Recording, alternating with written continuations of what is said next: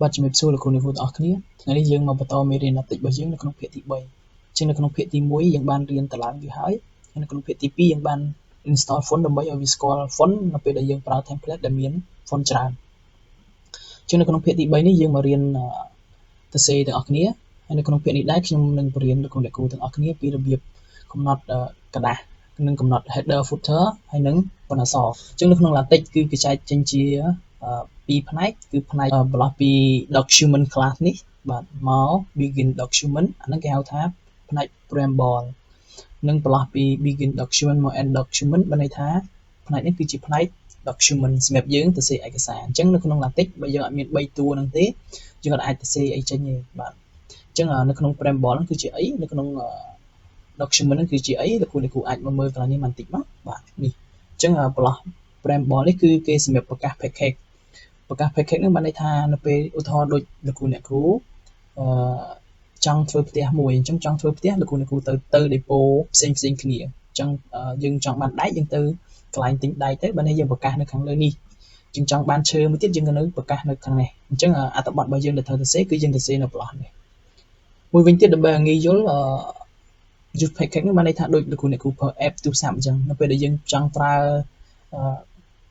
app ធនាគារយើងត្រូវ download app ធនាគារមកគឺយើងត្រូវប្រកាសនៅខាងលើនេះបាទយើងចង់ប្រើកម្មវិធីអីផ្សេងទៀតយើងត្រូវប្រកាសប្រាប់នៅខាងលើនេះបាទដើម្បីឲ្យងាយយល់ខ្ញុំមានកូដជាគំរូសម្រាប់លោកគ្រូអ្នកគ្រូអញ្ចឹងលោកគ្រូអ្នកគ្រូអាច copy នៅក្នុង link description បានអញ្ចឹងខ្ញុំមានសរសេរនៅក្នុង LaTeX យើងអាចសរសេរចំណាំបានយើងអាចសរសេរដាក់សញ្ញាចែកនេះមកយើងអាចសរសេរចំណាំថាហ្នឹងវាជាកូដអីនៅពេលដែលយើងដាក់សញ្ញាចែកហ្នឹងមកគឺវាអត់មានឥទ្ធិពលអីនៅលើកូដហ្នឹងទេបាទអញ្ចឹងយើងអាចសរសេរចំណាំអញ្ចឹងបានអញ្ចឹងខ្ញុំបានសរសេរចំណាំប្រាប់លោកគ្រូអ្នកគ្រូដែរនៅក្នុង document class ហ្នឹងយើងអាចកំណត់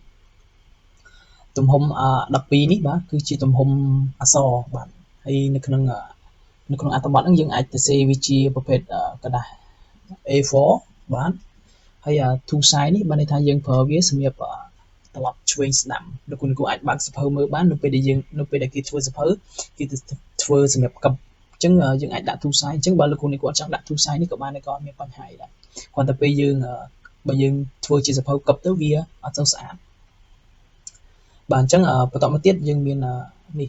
មុខងារ package នេះបាទគឺបន្ទាប់ពីខាងក្រោមនេះមិញខ្ញុំបញ្ចូលកន្លែងនេះមិញគឺ preamble នេះគឺសម្រាប់យើងបង្កើត use package យើងដាក់ use package មកយើងចង់បាន use package អី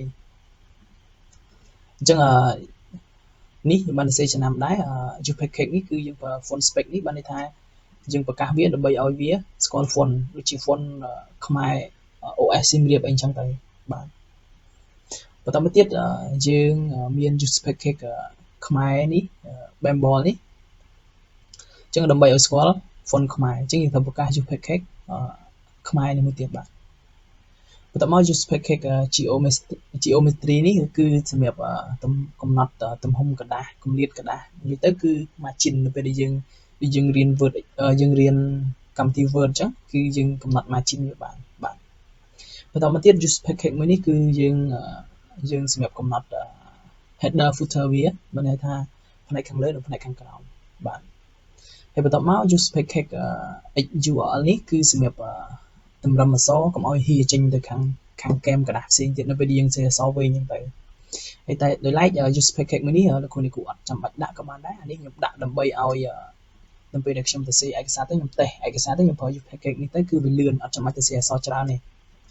ចានេះយើងអត់ចាំបាច់ដាក់ក៏បានដែរបាទបន្តមកទៀតយើងអាច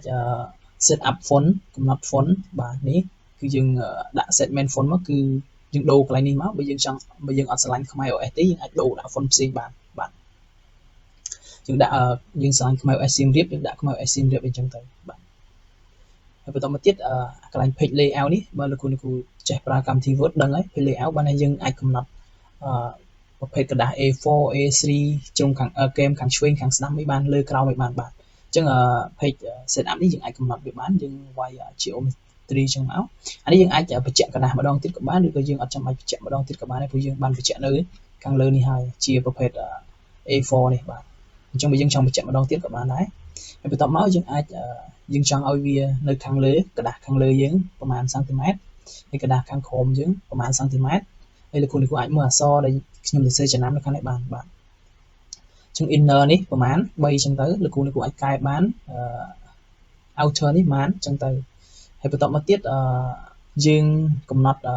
header footer វាបើនេះថាយើងកំណត់ចាំមើលខ្ញុំសាកនេះខ្ញុំ preview ឲ្យលោកគ្រូមើលបាទនេះយើងកំណត់ header footer អញ្ចឹង page style នេះយើងត្រូវប្រើ យើងត្រូវប្រើ page style fancy នេះបាទអញ្ចឹងយើងត្រូវប្រើ slash page style នេះមួយដើម្បីឲ្យហៅឲ្យវាចេញពពួកមាន header footer នៅខាងក្រោមនេះបាទនៅពេលដែលយើងប្រើ fancy head នេះបានន័យថានៅខាងលើបាទគឺ header នេះអញ្ចឹងយើងអាចទៅសេ le នេះបានន័យថាយើងឲ្យវាចេញនៅខាងឆ្វេងហើយទំព័រគូបាទទំព័រទី2ទំព័រទី4អញ្ចឹងទៅហើយបន្តមកទៀតយើងដាក់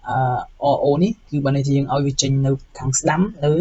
ទំព័រសេះបានន័យថាទំព័រទី1និងទំព័រទី3ឥឡូវយើងចាប់ផ្ដើមមួយទំព័រទី1គឺវានៅវាចេញនៅខាងស្ដាំនេះទំព័រទី1គឺវាចេញនៅខាងស្ដាំបាទទំព័រទី1វាចេញនៅខាងស្ដាំបន្តមកនៅពេលដែលទំព័រគូគឺវាចេញនៅខាងឆ្វេងនេះខាងនេះបាទគឺវាចេញនៅខាងឆ្វេងអញ្ចឹងលោកគ្រូអាចបន្ថែមបន្ថយបានតាមហ្នឹងអានេះខ្ញុំដាក់ចុចបានន័យថាយើងឲ្យវាចេញនៅទំព័រខាងទំព័រគូវាចេញនៅខាងស្ដាំគឺវាចេញអីគេទៀតក៏បានដែរយើងអាចទៅសេថែមនៅនេះតែដោយសារយើងអាចដោយសារយើងទៅសេចុចអញ្ចឹងអានេះវាចេញចុចមកបាទហើយបន្តមកទៀតយើងអាចបន្ថែមបន្ថយនៅកន្លែងនេះទៅគឺ lo នេះបាទគឺវាចេញនៅទំព័រសេះហើយវាចេញនៅខាងឆ្វេងបាទនេះកន្លែងនេះសេះហើយវាចេញនៅខាងឆ្វេងបាទកន្លែងOA នេះគឺវាចេញទំព័រគូហើយចេញនៅខាងស្ដាំនេះបាទកន្លែងនេះទំព័រគូគឺទំព័រទី2វាចេញនៅខាងស្ដាំបាទចុះឧទាហរណ៍តែបើយើងអត់ចង់បានឲ្យវាចេញញ៉ៃបែបហ្នឹងគឺយើងចង់ឲ្យវាចេញរួមគ្នាតែម្ដងលោកគ្រូអាចកែកន្លែងនេះបានលោកគ្រូដាក់តែអក្សរ L ទៅគឺបានថាវាចេញនៅតែខាងឆ្វេងទេបានថាទំព័រទាំងគូទាំងសេះគឺវាចេញនៅខាងឆ្វេងទាំងអស់អញ្ចឹងលោកគ្រូលុបអាកន្លែងនេះចោលទៅក៏បានដែរបើចង់ឲ្យវាចេញនៅកណ្ដាលគឺលោកគ្រូដាក់អក្សរ C ទៅបាទដាក់អក្សរ C ទៅវាចេញនៅកណ្ដាលនេះហើយទាំងទំព័រគូទាំងទំព័រសេះគឺវាចេញនៅកន្លែងនេះបើចង់ឲ្យចេញនៅខាងស្ដាំគឺលោកគ្រូគាត់ដាក់តែអក្សរ O ទៅបានហើយវាចេញនៅខាងស្ដាំនេះហើយ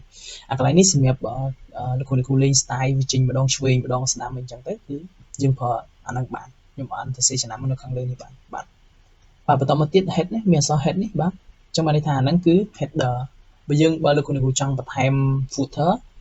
នេះបាទ fancy food នេះបាទអានេះខ្ញុំដាក់ឲ្យវារួមគ្នាតែម្ដងគឺអត់ចាំបាច់វាចេញម្ដងឆ្វេងម្ដងស្ដាំទេគឺខ្ញុំដាក់តែអក្សរ C នេះគឺឲ្យវាចេញនៅចំកណ្ដាលបើលោកគ្រូចង់បានឆ្វេងលោកគ្រូដាក់អក្សរ L ទៅបើចង់បានស្ដាំដាក់នៅអក្សរដាក់អក្សរ O បាទតែបើចង់បានចេញលេង style ដូច header លោកគ្រូអាចប្រើ style នេះបានអញ្ចឹងអាចប្រើ style នេះបានហើយបន្តមកទៀតគឺលោកគ្រូអាចបន្ថែមបន្ទាត់បានបើយើងអត់ចង់បន្ថែមបន្ទាត់ទេយើងអាចលុបអាហ្នឹងចោលក៏បានឬក៏យើងដាក់កន្លែងនេះ00ក៏បានដែរបាទអាចដាក់00ទៅគឺវាអត់ចេញបន្ទាត់មកទេប៉ុន្តែខ្ញុំឆ្លាញ់បន្ទាត់អញ្ចឹងខ្ញុំថែមអានេះថែម recommend នេះបាទអញ្ចឹងយើងថែមទៅអានេះខាងលើបាទនេះ header rule នេះបានន័យថាបន្ទាត់ខាងលើនេះអញ្ចឹងខ្ញុំឲ្យវាចេញតែ0.4 pt បើ point 0.4 point វាចេញមកប៉ុណ្ណឹងបន្ទាប់មក footer rule នេះខ្ញុំឲ្យវាចេញពី pt គឺវាចេញមករាងធំជាងលើបាទបន្ទាប់មកបានន័យថាយើងប្រកាស package ហើយគឺប៉ុណ្នេះគឺ package បានន័យថានៅក្នុងតំបន់ preamble អញ្ចឹងលោកគ្រូអាច copy code នឹងយកទៅបានក្នុងតំបន់ preamble ហើយអក្សររបស់យើងគឺចេញ font 12กระดาษរបស់យើងគឺប្រភេទ A4 បើលោកគ្រូចង់បាន A5 លោកគ្រូកែកន្លែងនេះដាក់ថា A5 ទៅបាទបន្តមកទៀតយើងចូលដល់កន្លែងតំបន់ document នេះខ្ញុំចាប់ផ្ដើមសរសេរដំបូងគឺដោយពាក្យសួស្ដីនេះជាឯកសាររបស់ខ្ញុំបាទនេះអញ្ចឹងវាចេញមកហើយគឺសួស្ដីនេះគឺជាឯកសាររបស់ខ្ញុំបាទបន្តមកទៀតខ្ញុំដាក់ new page នេះបានន័យថាវាឲ្យវាទៅចេញនៅទំព័រថ្មីបាទទំព័រថ្មីបានន័យទំព័រទី2គឺឲ្យវាចេញអានេះដូចខ្ញុំបញ្ជាក់ពីខាងលើអញ្ចឹងខ្ញុំប្រើ lib sum នេះបានន័យវាទាញឯកសារដែលមានស្រាប់នៅក្នុងប្រព័ន្ធ latex នេះគឺវាចេញមកហើយយើងមិនបាច់ចាំសរសេរទេគឺវាទាញចេញពីទំព័រទី1ដល់ទំព័រទី9បាទនេះដែលខ្ញុំប្រើ package មួយនេះបាទនេះបាទអញ្ចឹងបានខ្ញុំថាហ្នឹងអត់ចាំបើលោកគ្រូអត់ចាំបាច់សរសេរក៏បានដែរអីទេអញ្ចឹងគឺវាចេញមកហើយនេះគឺវាចេញម្ដងឆ្វេងម្ដងស្ដាំបែបនេះលោកគ្រូកុំឆ្ងល់ដោយសារយើងប្រើ two side សម្រាប់កឹបបើនេះថានេះវាចេញ space សម្រាប់ឲ្យយើងបិទជាសភៅឬក៏កឹបជាសភៅអញ្ចឹងទៅបើលោកគ្រូអត់ឆ្លាញ់ style ឆ្វេងស្ដាំអញ្ចឹងទេអាចលុបពាក្យ two side នេះចោលបានអញ្ចឹងនេះវាទាញឯកសាររបស់យើងគឺវាទាញ lip sum គឺបានប៉ុណ្ណឹងពីទំព័រទី1ដល់ទំព័រទី9ដោយសារយើងសរសេរវា ជាទម្រង់ A4 ប្រហែលជាវាធំអញ្ចឹងវាចេញបានប៉ុណ្ណឹងបាទទាំងនេះគឺជាឯកសារដែលខ្ញុំបានតេស្តជូនលោកគ្រូអ្នកគ្រូទាំងអស់គ្នាបាទហើយវីដេអូទី3របស់យើងក៏ឈានដល់ទីបញ្ចប់ហើយគឺរបៀបកំណត់ header footer ហើយកំណត់ទំហំกระดาษកំណត់ font នៅក្នុងឯកសារយើងនឹងជួបគ្នាវីដេអូបន្តទៀតនៅក្នុងកម្មវិធីរៀន LaTeX របស់យើងនៅក្នុងភាគទី4បន្តទៀតបាទអញ្ចឹងនៅក្នុងវីដេអូនេះខ្ញុំសូមបញ្ចប់តែប៉ុណ្្នឹងសូមអរគុណសូមជម្រាបលា